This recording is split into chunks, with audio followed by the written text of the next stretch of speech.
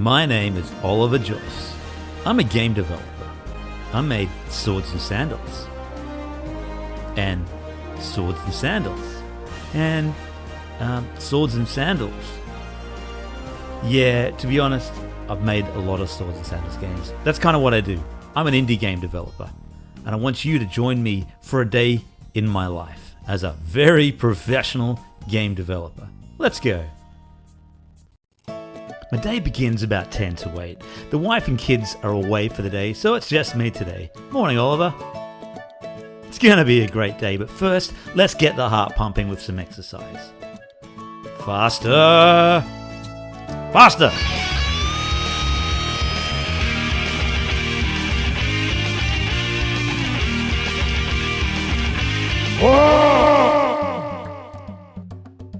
With my mighty workout complete, it's time for breakfast. I treat myself to a fine brew from the world-renowned baristas at our cafe. But the MVP of the breakfast is this bowl of Wheat Bix and bananas, played for you in slow motion to make it seem fancier than it actually is. Yes, stir all you want. It's still gonna taste the same, my friend. It's time to contemplate the day ahead and prepare for the big commute to work.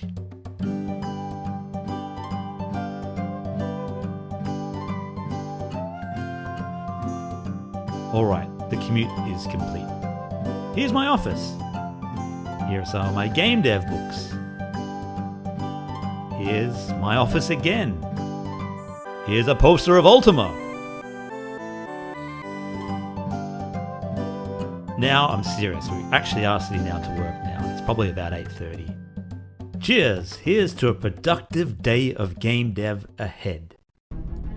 So I usually start the day by checking out the emails. There's not much here, a couple of spam emails. Nothing that's going to change my life anyway. Funny enough, I'm not actually working on Sword and Sandals right now. I'm working on a new game called Tower Shield, and I'm using a site called Trello to just sort of handle the tasks that I have. It's really easy to sift through tickets and that kind of thing, work out what you've done, what you need to do. It's really simple and nothing is overblown or complicated like Jira. Let's have a look at what I have to tackle today. Create a stone platform 3D model for the boss battles. Yeah, that should be easy enough. Can do that. You can see there's a wooden platform there that I'm using as my guide. I'm going to actually make a proper stone platform here because I want it to be a bit more impressive than just planks of wood. And this should be a pretty easy model. I'm just getting a bunch of cubes, beveling them, moving them around. We duplicated a bunch of times. Everything is pretty low poly because the whole game has got a retro aesthetic to it that really suits having simple models. Also, easier for me because, you know, like I said, I'm really a rookie at Blender. You know, it's funny, I actually get kind of nervous when the camera is recording and I'm programming or creating something in Blender or whatever. It's like having someone over your shoulder and you kind of make mistakes you wouldn't normally have. Anyway, skip ahead, here's our finished platform and we're going to throw it into the game and see how it looks.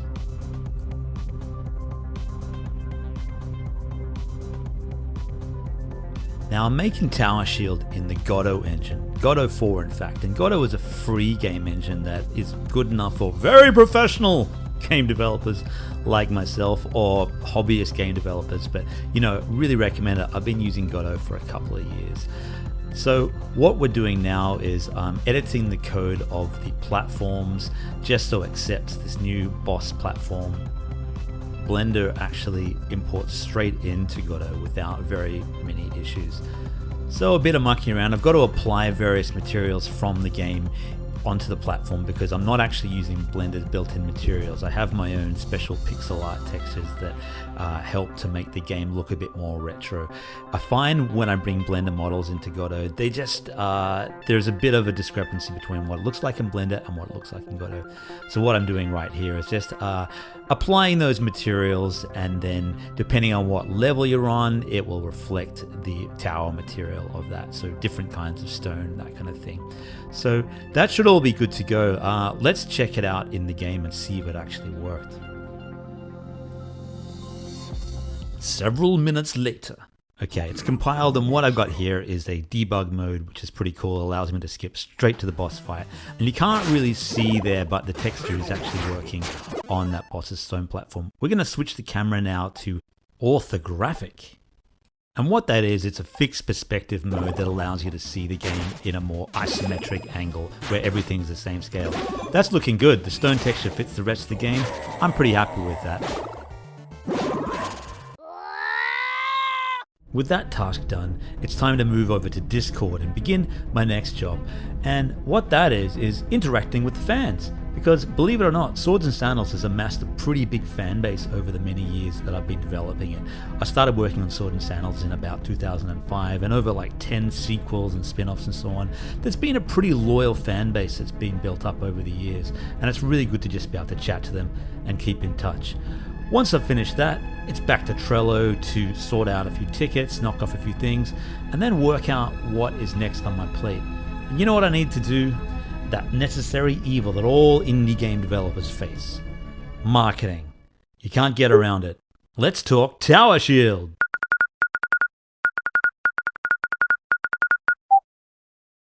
Tower Shield. Alright, here's the deal. Did you ever yearn to return to the magic of the first time you played an arcade role-playing game like Gauntlet 2 or Golden Axe? Now you can recapture that magic in Tower Shield. In this game, up to 4 heroes ride in a giant shield, ever upward, fight, heal, gain treasure, unlock the key to the next tower. Each hero will eventually fall and make their way for the next heroes. But their sacrifices will not be in vain, for their treasure will pass on to the next, paving the way forward, ever onward. Tower Shield is a world first, a vertical roguelike, and a top-down action RPG all in one. Expendable heroes, powerful unlocks, simple to play, but difficult to master. You've never played a game like Tower Shield. Will you be the first to reach the top of the tower and discover its terrifying secret? Tower Shield broken. Tower Shield. Go on, give it a wish list on Steam. You know you want to.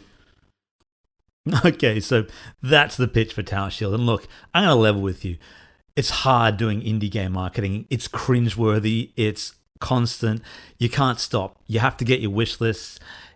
It's ultra competitive. You always got to be hustling. Always hustling as an indie game dev. Speaking of hustling, on the site formerly known as Twitter, it's Wishlist Wednesday. It's a day when a lot of indie game developers spruik their wares with the hashtag Wishlist Wednesday. So what I'm going to do today is create my own animated GIF and put it up there. And what I was working on last week was the new shop system for Tower Shield.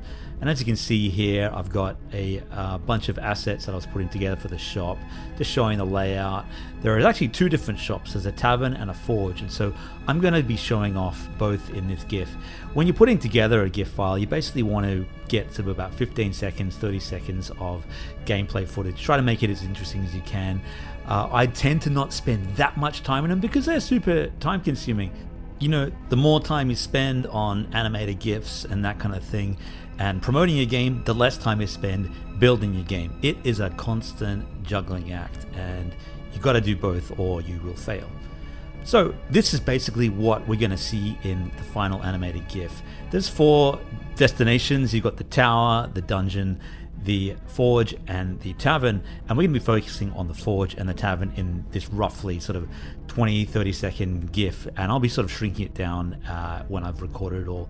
I use a screen capture program to capture it all, and then I use a program called Easy GIF to compress it all.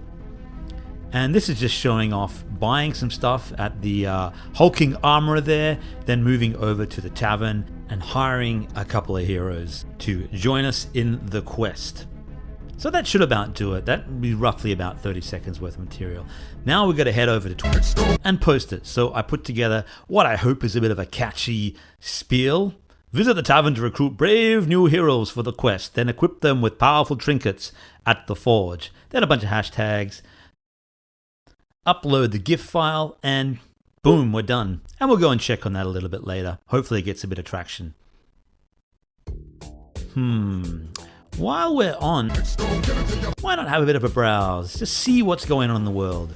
then why not fall down the Reddit rabbit hole and watch as the hours disappear in front of me? Finally, let's check out my new account on Mastodon and see what all the buzz is.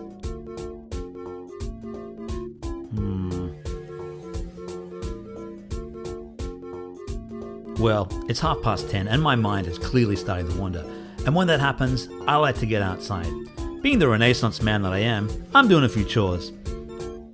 In time-lapse, everything is easier.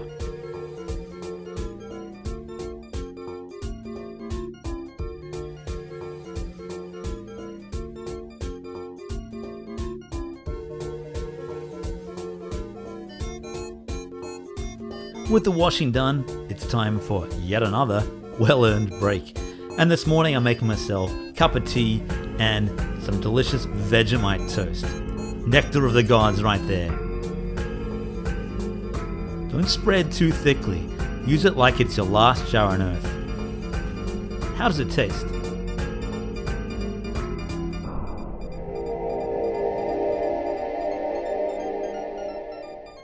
Alright, enough faffing around. It's back to Discord to tell everybody about the new shop system in Tower Shield.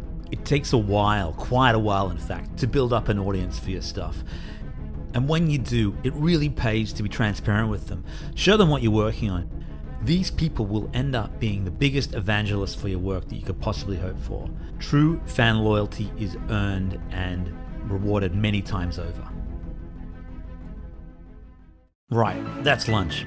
And lunch means a montage. My wife is an amazing cook, and one of the joys of working at home means I get to eat great leftovers.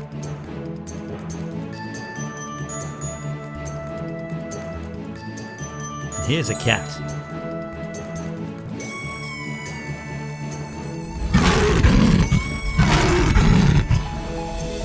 El gato diablo! With lunch finished, it's time for some epic basketball action.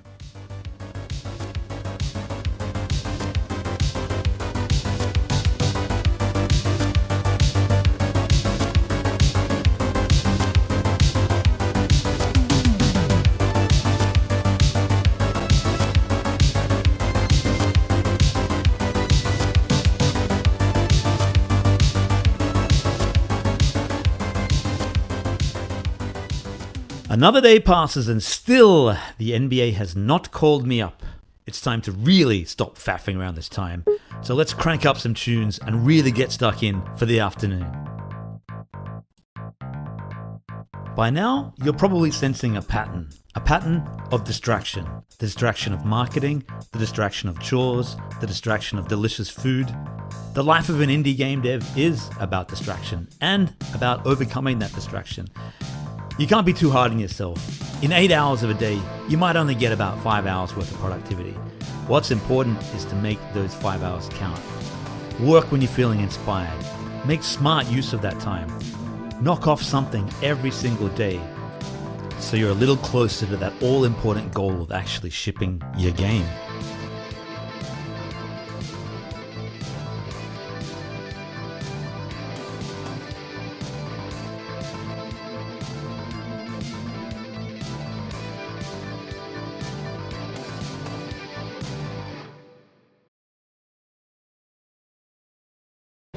With a solid half an hour's work done, it's time to get out of the house. The lure of a real coffee calls me. With all apologies to the good people at Al Cafe, I'd like to drink something today that doesn't taste like brown river water. So I head up to my local cafe to get a delicious mocha. After all, what's the point of working for yourself if you can't enjoy the little things now and again? Back at the desk. Let's see how that GIF went on. Hopefully pretty well. Let's see. 5 likes. 5. I have nearly 3,500 followers on. So obviously this one hasn't taken off. And you know, that's just indie game devs. Sometimes it's just going to be a struggle. Sometimes you'll feel like you're just shouting into the void. And sometimes no one will have any interest in what you're building. Until, with any luck, it's already a big success. Most of the time, people will just be indifferent. But then, some people will care enough to leave a review, but not a good review. Sometimes you'll get a negative review from someone who just wants to take the time to let you know how much they hate your game. And then a review from someone far away who hates your game enough to force you to Google Translate what he actually said. And all the days will pass, and you will struggle on, as you always have, begging the world, please play my game! But the simple truth is this: you must believe in yourself even when no one else will. We've all failed. I've failed many, many times. I've failed more than I haven't. Hell, I'm still failing now. 5 likes. 5. Sometimes you want to say enough! And you figure, I should just go get a real job.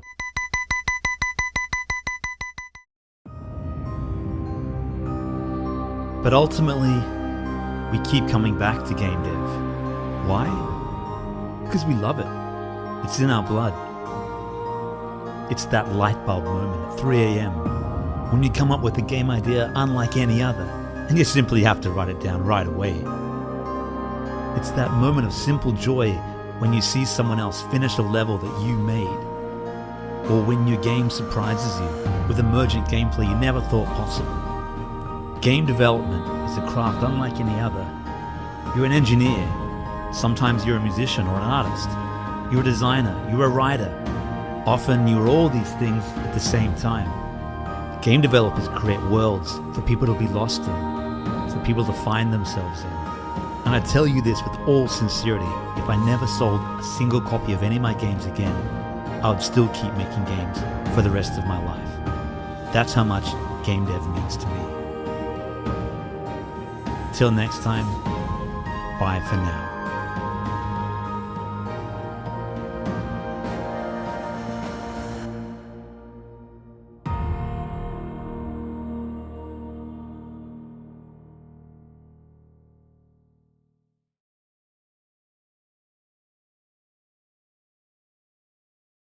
We're gonna rock till we gonna fall, till we let it rock.